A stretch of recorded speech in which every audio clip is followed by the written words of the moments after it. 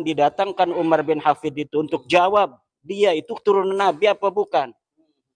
Saya mengatakan Imaduddin Usman, Umar bin Hafid bukan turunan Nabi. Jangan ngaku-ngaku turun Nabi lagi. Paspornya hijau, paspornya kayak paspor haji begitu.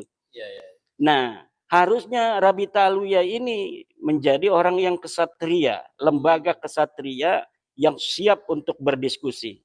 Yang kalau perlu dari Yaman didatangkan Umar bin Hafid itu untuk jawab dia itu turunan Nabi apa bukan. Saya mengatakan Imaduddin Usman, Umar bin Hafid bukan turunan Nabi. Jangan ngaku-ngaku turun Nabi lagi. Sekarang bisa nggak Umar bin Hafid jawab dia bahwa dia turunan apa bukan turunan Nabi dan ingin mensahihkan nasabnya? Saya tantang. Atau murid-muridnya yang ada di Indonesia, murid Umar bin Hafid yang merasa bisa menjawab bahwa Umar bin Hafid itu memang turunan Nabi, silahkan datang. Atau tentukan di universitas mana dia mau. Kalau saya dulu pernah melihat Yai itu di kanal siapa saya lupa, bahwa Yai siap berdiskusi bahkan 1 melawan 20 asalkan dilakukan di universitas. Iya, artinya itu harus dilakukan secara akademik ya. Ya, secara akademik. Kenapa? Kalau akademik itu ada jurinya. Profesor-profesor ahli sejarah, profesor ahli penelitian itu nanti akan memahami logika penelitian. Bahwa harus dimulai dari prosedur dan mekanisme A sampai Z. Nah, yang sekarang ada kan hanya framing-framing. Framing-framing bahwa nasabnya sahih. Mana bukti sahihnya? Nggak ada. Bikin buku, ini silahkan nanti masyarakat baca buku saya. Dan semuanya akan nampak bagaimana buku yang ditulis oleh Rabita Alawiyah, dalam hal ini Hanif Alatas dan kawan-kawan itu, sama sekali tidak menjawab, bahkan buku itu sendiri yang menghancurkan dirinya sendiri. Jadi buku itu yang ditulis kemarin jadi bumerang ya? Iya, buku itu sendiri karena di dalam buku itu mengutip kitab-kitab yang sebenarnya apabila ditelaah secara benar itu isinya adalah membatalkan nasab mereka. Tapi kemudian diberikan sebuah kesimpulan di bawah tanpa adanya terjemahan yang benar, seakan-akan lafaz di atas itu yang diambil dari kitab mensahihkan nasab mereka. Ini kedustaan yang maha luar biasa. Yang masyarakat harus tahu bahwa Balawi ini bukan cucu Nabi. Itu aja. Masukkan ke dalam otak dan hati nurani bahwa Balawi bukan cucu Nabi dan kita tidak boleh mempercayainya. Haram mempercayai, mengakui Balawi sebagai cucu Nabi. Kalau haram, dosa itu. Kalau gini Kiai, Balawi bukan, Yai ini sebagai peneliti dan penggugat bahwa Balawi bukan keturunan Rasul. Ada tidak Yai merasa memaksa orang untuk mempercayai Yai sebagai peneliti? Ada dong. Ada ya, harus dikatakan bahwa mereka bukan cucu Rasul. Ada. Kenapa ada? Karena memang dalilnya nggak seimbang.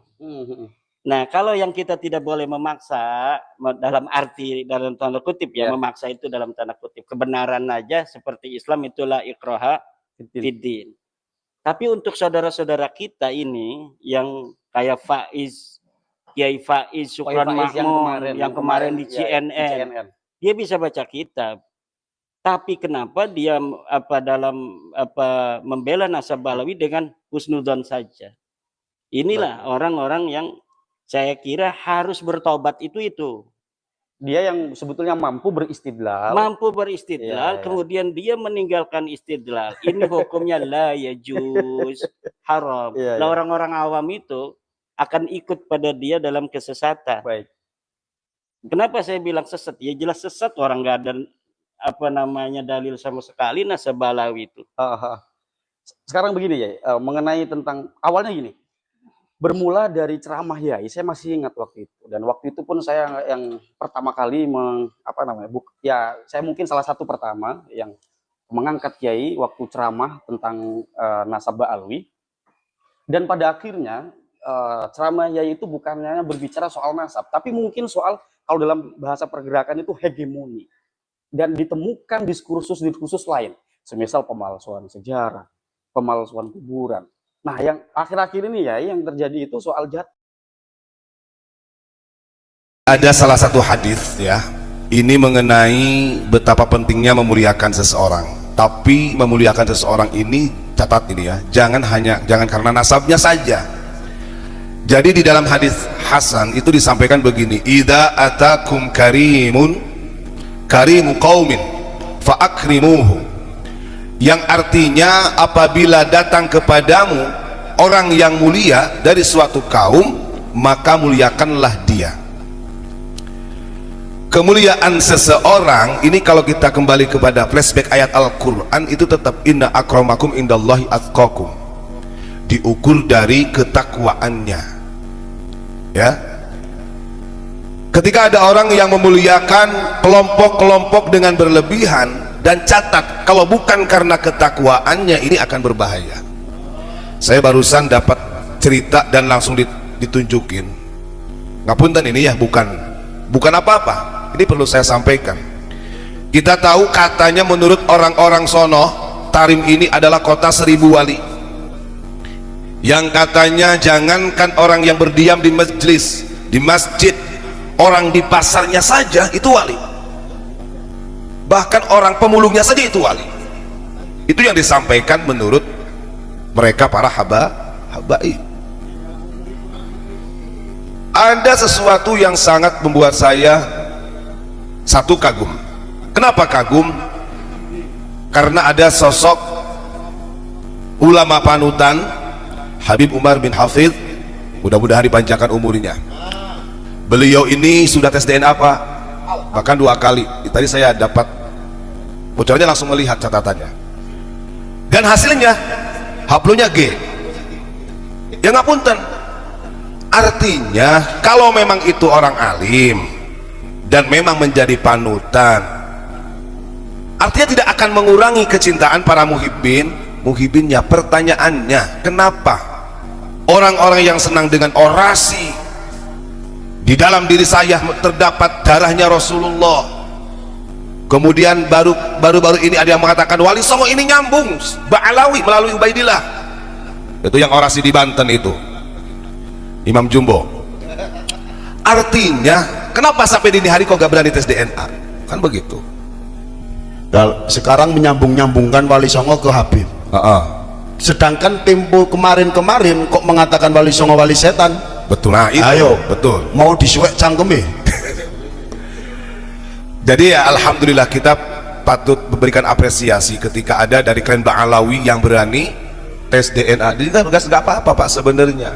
Dan itu diumumkan secara terbuka. Bahkan saya dapat informasi, bahkan sudah ada yang tes DNA Pak. Orangnya ada di sini cerita. Dari Robito Alawiyah itu bahkan ketuanya itu sudah tes DNA. Cuma tidak berani mempublik. Wallahu a'lam bishawab ya, saya nggak ngerti. Dengerin, bagi orang yang punya umat.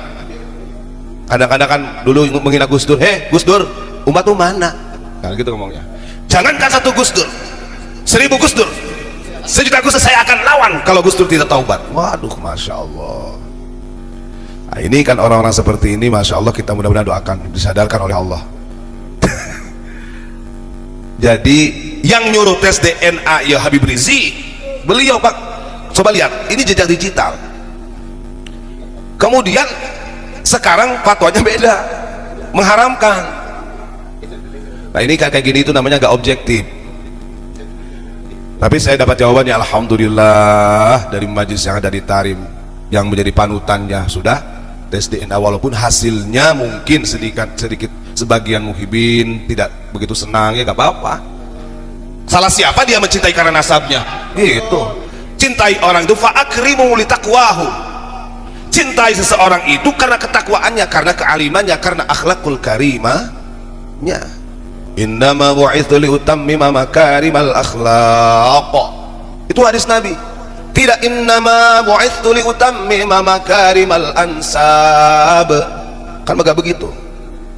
Innama bu'itsu liutammima makarimal akhlaq.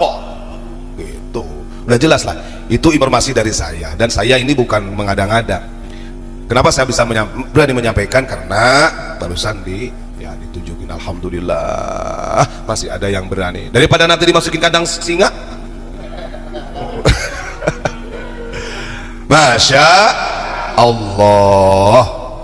Nah itu perlu kita apresiasi siapapun itu, karena yakin dari mereka juga tetap ada yang baik, ada dari mereka yang ingin bersinergi dengan pribumi yang betul-betul ada. Tapi yang sayangnya nih oknum-oknumnya, Masya Allah. Saya dapat informasi dari salah satu, dulunya dia katanya dulunya muhibbin, tapi sekarang tidak. Dia cerita gini ke saya, dengan kejadian yang ramai sekarang ini sebenarnya Allah ini lagi menunjukkan dari dua sisi.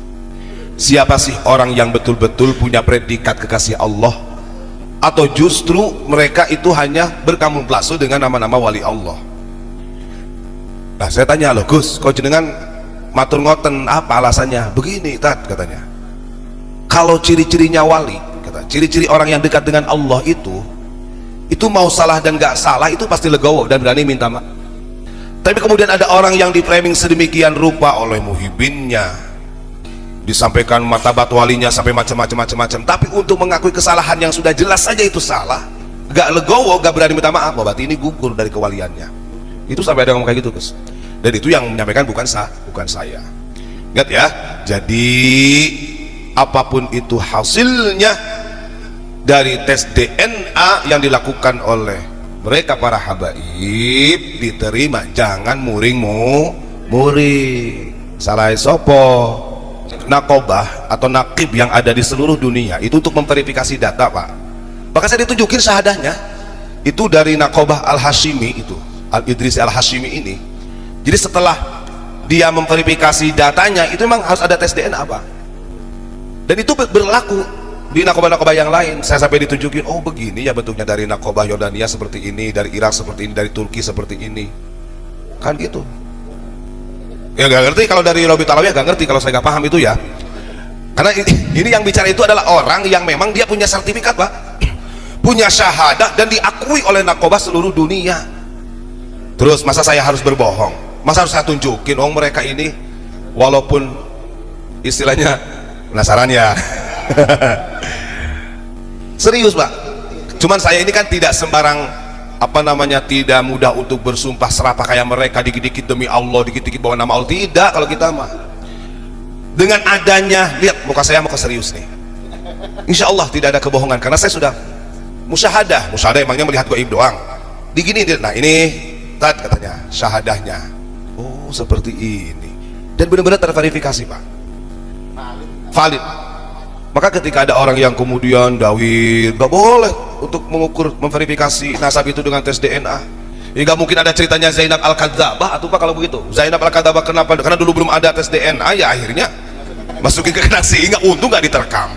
Karena dia, artinya gini, yang logis saja gitu kan. Ini mesti cerita ya, saya tidak karena ya barusan gitu, alhamdulillah semenit, 2 menit, 5 menit, 10 menit saya dapat cerita yang Masya Allah, kalau bagi saya ini adalah jawaban. Dan dia mengatakan begini, menurut dari nakib-nakib ini mengatakan begini, ketika di tes DNA andai kata dari marga apa gitu, satu orang saja hasilnya kemudian dipublish, andai kata hasilnya G gitu, itu sudah mewakili keseluruhan tanpa harus satu persatu di tes DNA. Artinya yang di lingkaran marga tersebut sudah pasti gitu, secara genetika begitu ya. Kita kan bukan ahli genetika. Yaitu tadi saya hanya menghimbau kepada para hadirin, para muhibbin kita untuk memuliakan seseorang ini ya, harus betul-betul dinilai dari kealimannya, ketakwaannya, bukan karena kemudian oh saya akan melihat kealimannya, bohong, nyatanya masih rasis. Artinya begini, ketika orang ini tidak rasis, ketika ada yang mengkritik bahwa itu salah, dia tidak akan muring-muring, paling mencari mengkantar dengan keilmuan gitu, bukan kemudian wah ini pembegal nasab. Logikanya begini, kalau pembegal nasab mungkin saya sudah ngaku cucunya Nabi dari dulu. Uang kita gak ada kepentingan. Yang jelas, yang hak harus dikatakan hak, yang batil harus dikatakan batil. Tasbih subhan